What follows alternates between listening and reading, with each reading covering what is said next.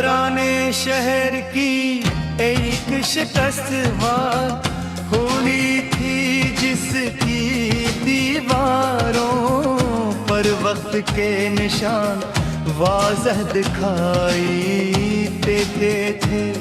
कभी वो हवेली खुशियों दहकों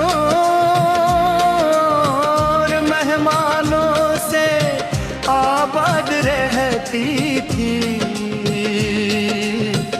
मगर गुहा सिर्फ खामोशी का राज था।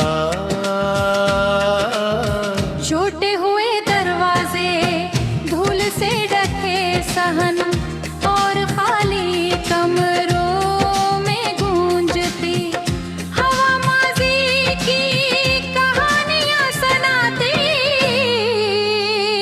मसलूती तती इस हवेली की दूसरी मंजिल पर खड़के की जो बरसों से बंद थी। लोग कहते थे कि इस खिड़की के पीछे कभी एक मुसूर रहता था, जो दुनिया की सबसे खूबसूरत तस्वीरें बनाता था वो हर सुबह असी खिड़की को खोल कर सूरज की पहली किरण को सलाम करता। और शाम ढले गरूब होते सूरज को देर तक देखता रहता। वक्त गुजरता गया, मुसौर कहीं चला गया, मगर धड़की बंद ही रही।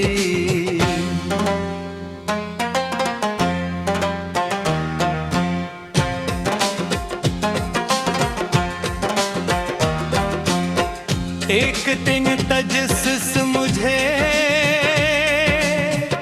इस हवेली तक ले आया।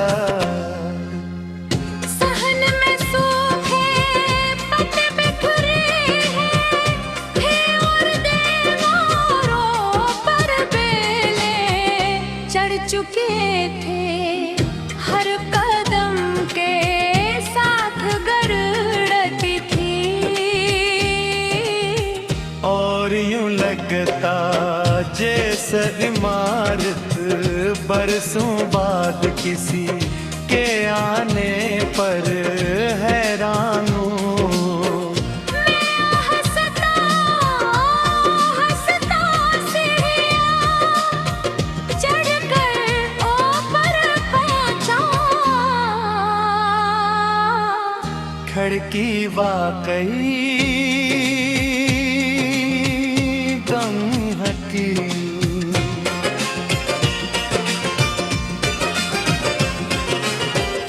इस पर लगी की परानी सलाखें थी और दीवारों पर पत्ती के जाले झूल रहे थे। मैंने हिम्मत करके मुझसे दुका दिया।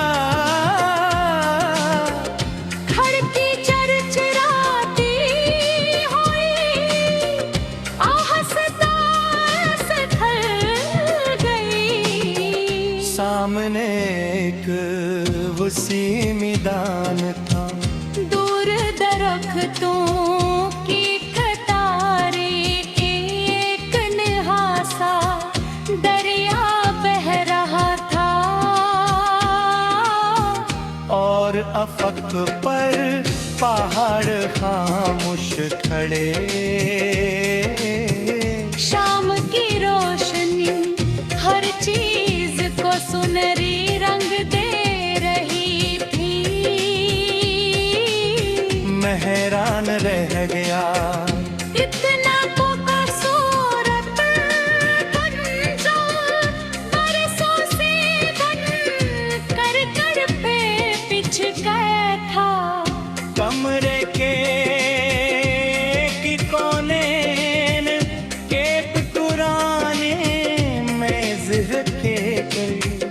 उस पर गर्द से ढकी एक दाढ़ी पड़ी थी। मैंने उसे भूला,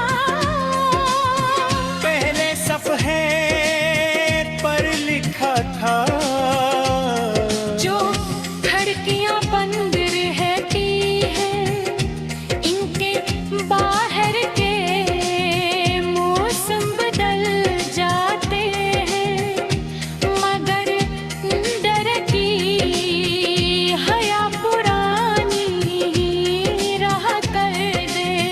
मैं देर तक से जमले को देख कर